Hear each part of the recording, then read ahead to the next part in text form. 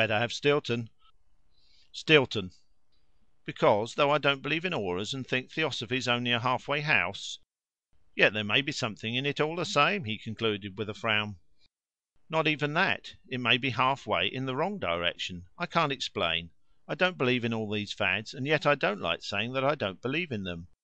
He seemed unsatisfied, and said, "So you wouldn't give me your word that you don't hold with astral bodies and all the rest of it?" "I could," said Margaret, surprised that the point was of any importance to him. "Indeed I will. When I talked about scrubbing my aura, I was only trying to be funny. But why do you want this settled?" "I don't know." "Now, Mr. Wilcox, you do know." "Yes, I am." "No, you're not," burst from the lovers opposite. Margaret was silent for a moment, and then changed the subject. "How's your house?" "Much the same as when you honoured it last week." "I don't mean Ducie Street. Howards End, of course." "Why 'of course'? Can't you turn out your tenant and let it to us? We're nearly demented." "Let me think. I wish I could help you. But I thought you wanted to be in town. One bit of advice. Fix your district, then fix your price, and then don't budge. That's how I got both Ducie Street and Oniton. I said to myself, I mean to be exactly here, and I was, and Oniton's a place in 1,000. But I do budge. Gentlemen seem to mesmerise houses, cow them with an eye, and up they come, trembling. Ladies can't. It's the houses that are mesmerising me. I've no control over the saucy things. Houses are alive. No?" "I'm out of my depth," he said, and added, "Didn't you talk rather like that to your office boy?" "Did I? I mean I did, more or less. I talk the same way to everyone, or try to."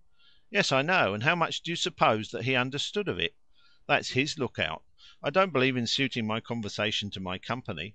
One can doubtless hit upon some medium of exchange that seems to do well enough, but it's no more like the real thing than money is like food. There's no nourishment in it. You pass it to the lower classes, and they pass it back to you, and this you call social intercourse, or mutual endeavour, when it's mutual priggishness, if it's anything.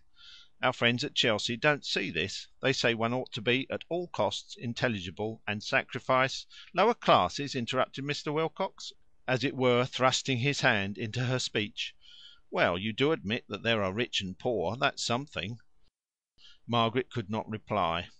Was he incredibly stupid, or did he understand her better than she understood herself?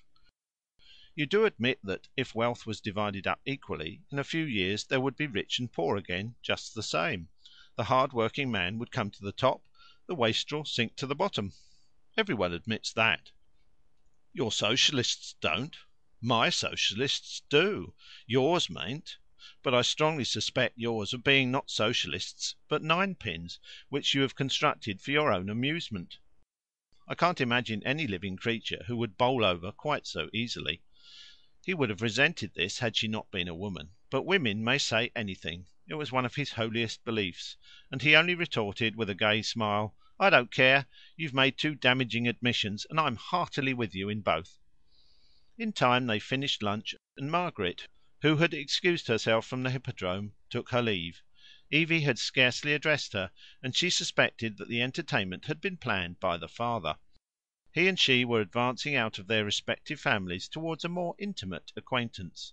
It had begun long ago. She had been his wife's friend, and as such he had given her that silver vinaigrette as a memento. It was pretty of him to have given her that vinaigrette, and he had always preferred her to Helen, unlike most men. But the advance had been astonishing lately. They had done more in a week than in 2 years, and were really beginning to know each other. She did not forget his promise to sample Eustace Miles, and asked him as soon as she could secure Tibby as his chaperon. He came and partook of body building dishes with humility. Next morning the Schlegels left for Swanage. They had not succeeded in finding a new home. Chapter 17